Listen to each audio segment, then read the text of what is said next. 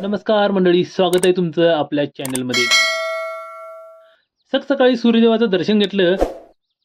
मग म्हटलं आज जायचं आपल्याला शाळेला.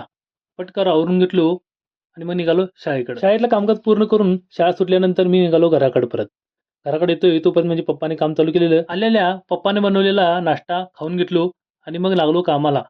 मग इकडे किचनमध्ये बघतो तर काय तोपर्यंत पप्पांनी जेवण सगळं बनवून ठेवलेलं. चपाती बनवायचं होतं पण डाव सगळा फसलेला कारण पीठ संपलेलं. दळण ठेवून आलो तेवढ्यात म्हणजे दुपारच्या जेवणाची वेळ झाली. मग जेवून घेतलं आणि जरासं निद्रासनमध्ये गेलो. दुपारची झोप झाल्यानंतर मला बाहेर लक्ष देण्यासाठी सांगून पप्पा आणि दादा कामावर गेले.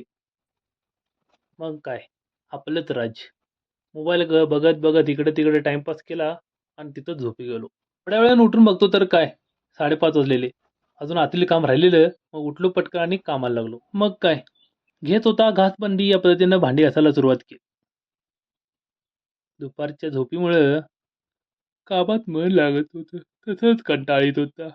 तसंच कसं तरी भांडी घासायला सुरुवात केली. भांडी घासत घासत जरा मूड फ्रेश व्हावा यासाठी म्हटलं आता जरा असं गाणी म्हणूया. जरा टाइमपास पण होईल.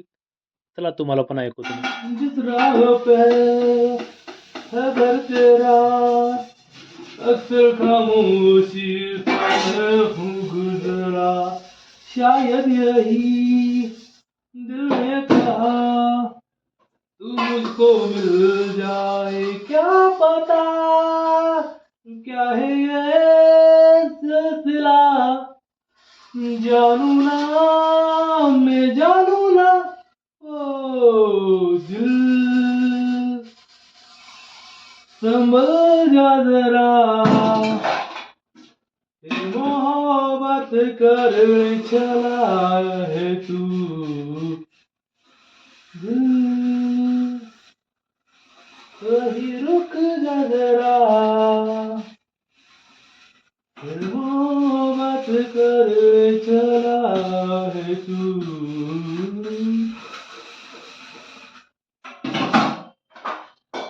मैं हूँ यहाँ तू है यहाँ मेरी बाहों में आ भी जा ओ जाने जा दोनों जा मेरी बाहों में आ भी जा ओ जाने जा दोनों जा मेरी बाहों में हे आपलं आता असं चालूच राहणार आहे. तर चला आता वळूया आपल्या विचार अतिविचाराकडे. प्रत्येक व्यक्तीच्या आयुष्यात सगळे दिवस सारखे असतात असं नाही. कधी सुख कधी दुःख. सुखात सगळे येतातच पण महत्वाचं म्हणजे त्या व्यक्तीला दुःखात आधाराची गरज असते आणि समोरचा व्यक्ती त्याला समजून घेईल ह्या अपेक्षित असतो.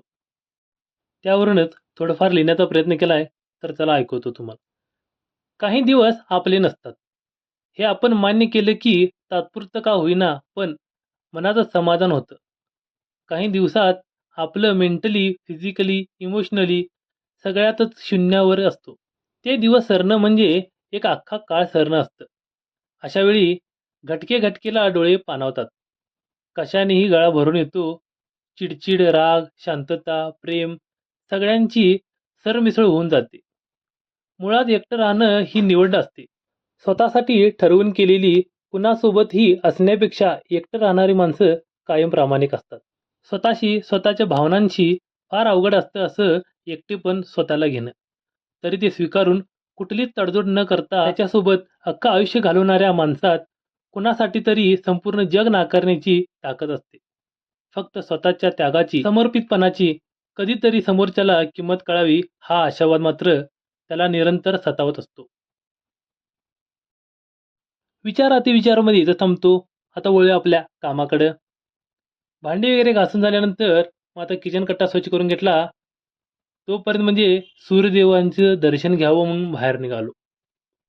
आशा करतो की हा व्हिडिओ तुम्हाला आवडला असेल. व्हिडिओ आवडल्यास लाईक, शेअर आणि सबस्क्राईब करायला विसरू नका.